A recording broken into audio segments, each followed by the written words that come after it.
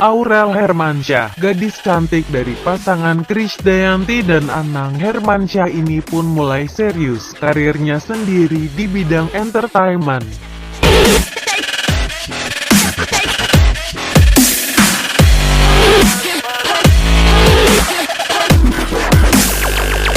Foto ini menunjukkan bahwa Aurel Hermansyah terlihat mengenakan baju putih tanpa berlengan. Akan tetapi, di bagian depan baju tersebut terlihat transparan.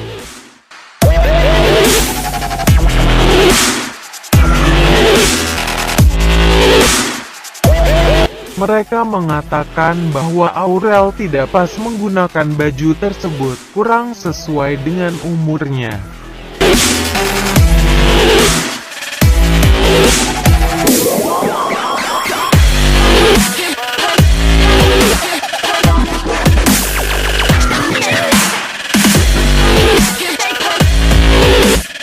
Akhirnya Aurel Hermansyah panen pujian setelah foto dengan pria ini. Siapa pria itu? Di saat menjalani syuting tersebut ada sebuah foto yang telah diabadikan seorang fotografer.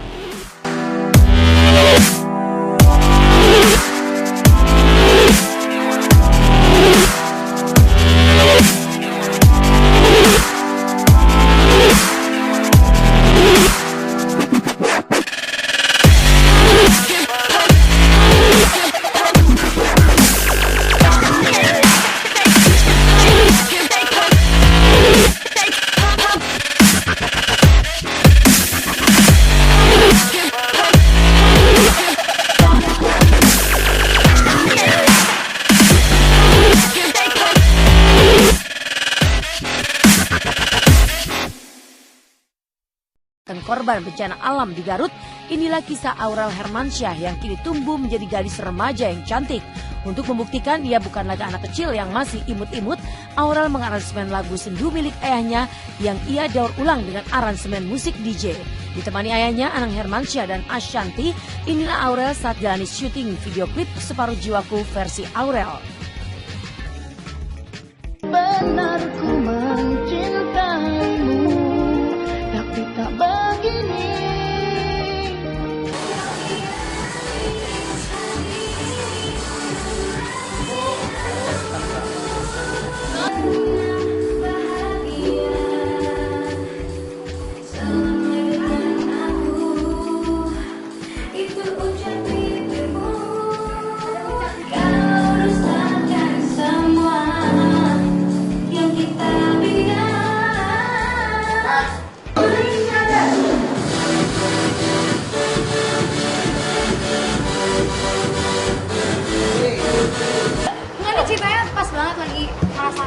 Separuh jiwanya lagi hilang, bukan pergi nih ya. Hilang entah kemana. Aurel kan kulitnya eksotis, cantik, Indonesia banget, suara bagus banget sebenarnya. Masih muda ya, udah nggak tua. Ini idenya Aurel sendiri ya, ingin membawakan lagu itu dengan cara dia, ingin mempresentkan dengan warna dia, ingin mempresentkan dengan mimpi dia. Ya. Buat aku ini hal yang harus aku apresiasi dan ini aku harus support ya. Aku bilang sama bundanya juga support dia. Tak hanya mengepakkan sayapnya di belantika musik tanah air, Aurel Titania Hermansyah yang akrab disapa Loli kini juga telah tumbuh menjadi gadis cantik. Namun kecantikan gadis kelahiran 10 Juli 1968 yang begitu drastis ini pun sempat dituding karena langkah operasi plastik. Benarkah demikian? Iya, aku nggak pernah operasi tuh itu gosip nggak pernah operasi tuh. Muka aku tuh pipinya masih gede. Nggak. Terus ada orang yang bilang aku sulam alis, padahal aku nggak sulam alis. Ya orangnya suka bully emang. Padahal dia nggak tahu kalau aku nggak dandan tuh alisnya nggak ada. Pipinya masih cabi. Ini kan cuma karena mereka pakai shading, pakai. Cantik dan aku tadi kesel banget di Twitter. Iris kenapa itu di Twitter bilang Aurel tanam benang? Nah, jadi aku mau klarifikasi lagi gini. Ada satu tweet bilang, oh iya Aurel nggak dioperasi tapi ditanam benang. Ya Allah, apa yang ditanam benang? Coba mana mbak-mbaknya tanyain. Tanam benang apa? Benang ini, benang. Gak mungkin lah, ini anak gak pernah mukanya tersentuh sedikit pun sama yang namanya suntikan, jarum, apa gitu kecuali facial.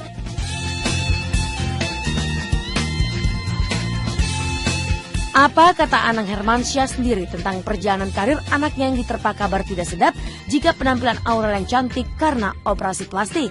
Oh, kalau dibilang itu kan nggak terbukti. Ya gosip kan ya nggak apa-apa. Buat aku bagian dari perjalanan berkarir dia. Dia menerpa gosip apapun itu bagian dari perjalanan karir. Meski marah karena dinilai cantik karena operasi plastik, tanam benang hingga sulam alis, Aurel pun tak bisa berbuat apapun. Aurel yang mengaku masih seperti dulu, hanya melakukan permainan make up untuk membuat wajahnya terlihat tirus, hanya melakukan usaha diet ketat. Dia bahkan tak menyentuh nasi hingga enggan makan kue terlalu banyak demi bisa mendapatkan badan yang langsing. Nggak mau, aku nggak mau nasi. Nasi itu jahat aja. Enak ya, kamu nggak mau makan makan dulu. Makan dulu aja dia. My love. Iya dia masih kadang. Ini dikasih ini coba gimana mau kurus? Sebenarnya nggak boleh. Aku tuh lagi eat clean tau. Olahraga. Aku lagi eat clean. Jadi makannya tuh ayamnya cuma direbus pakai bawang putih terus dikasih lemon terus dikasih black pepper terus sama sea salt udah gitu. Kamu nih emang ini bang. Semua pada bilang ini kakak cantik banget, Selena Gomez apa pada ini bilang, semua pada bilang cantik ya. Alhamdulillah yang namanya anak gitu kan, sekarang kan dia bisa punya kesempatan untuk belajar banyak, apalagi yang tadi saya selalu bilang gitu, mereka punya orang tua yang komplit.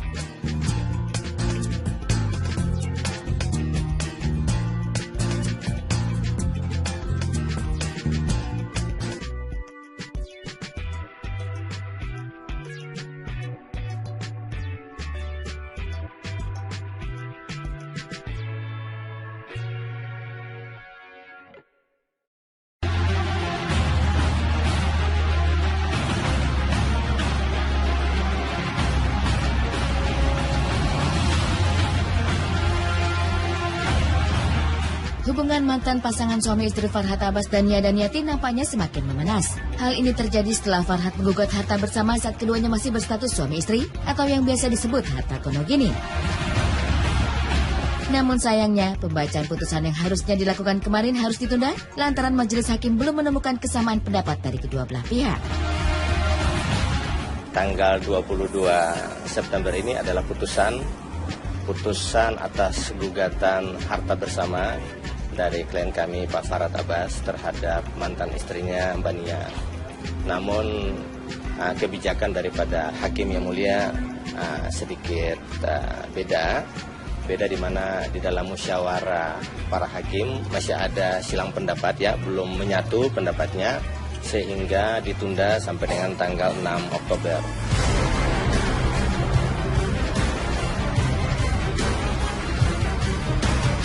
Sidang yang tidak dihadiri oleh kedua belah pihak dan hanya diwakili kuasa hukum mereka masing-masing berlangsung sangat singkat.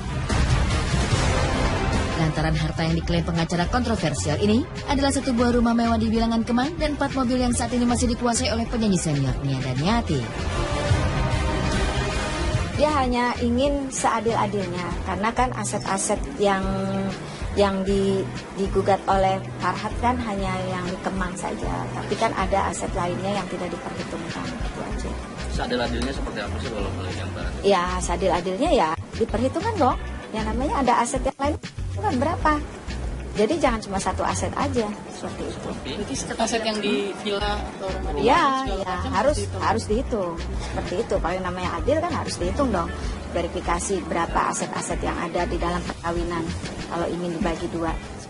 Kalau sudah terjual? Ya, terjualnya seperti apa? Harus dibuktikan dulu dong. Apakah dijual bersama-sama? Kalau dijual bersama-sama atau kesepakatan bersama dong. Tapi kalau dijual secara sepihak di dalam perceraian, menjual secara sepihak kan berarti beda. Gugatan yang kami ajukan bahwa pembagian harta bersama dari hasil perkawinan dan atau pernikahan antara Farhat Abbas dan Nia Daniati. Ya, kami kan hanya mengajukan sisa harta yang ada. Sisa harta ada yang mana? Yaitu rumah yang di Kemang Utara beserta dengan 4 kendaraan mobil, itu aja. gitu.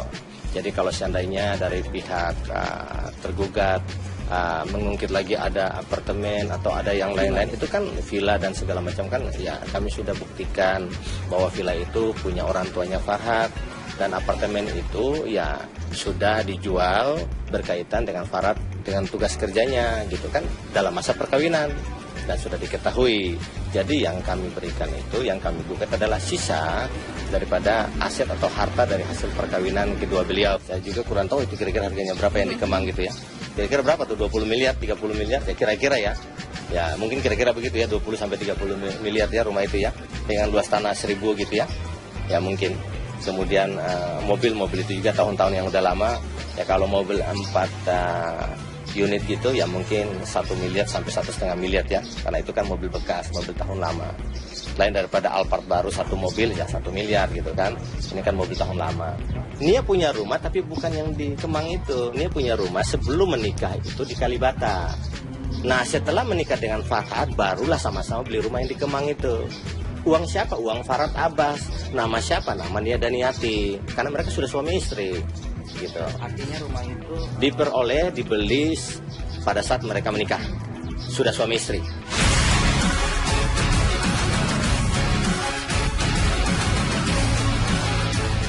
Namun langkah yang diambil Farhat ini ternyata malah menimbulkan anggapan jika dirinya sengaja menggugat harta Gonogini lantaran Farhat kini mengalami krisis ekonomi yang terpuruk atau bangkrut. Dan saat dikonfirmasi mengenai kabar ini, pengacara Farhat langsung membantahnya. Ya namanya juga ya harta bersama itu kan ya dia kan mengikuti hukum yang berlaku ya, coba dibagilah gitu kan, bagi bersama. Orang bangkrut itu, pengertian bangkrut itu kayak apa? Sampai sekarang dia udah tambah keren lagi kan, tambah keren, badannya udah tambah langsing, ya kan, dia diet gitu kan butuh dana yang besar kan, tapi dia bisa, dia mencukupi itu.